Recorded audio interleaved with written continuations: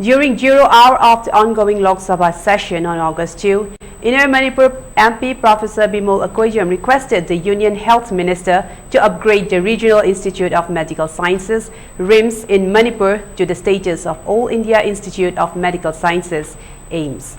The Congress MP highlighted the vital role RIMS plays in the region's healthcare sector and its potential to contribute more if recognized as an institute of national importance.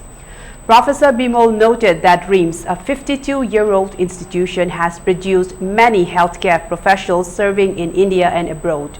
The institute caters to patients from neighboring states and international patients from countries like Myanmar.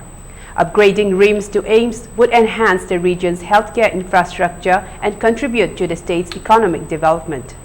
Professor Bimol also stressed the need to address the mental health issues in the northeastern region affected by conflict and urbanization and the ongoing drug-related crisis in Manipur. He urged the health minister to establish a centrally run mental health hospital and institute in the state, highlighting the potential positive impact on both health and economic sectors.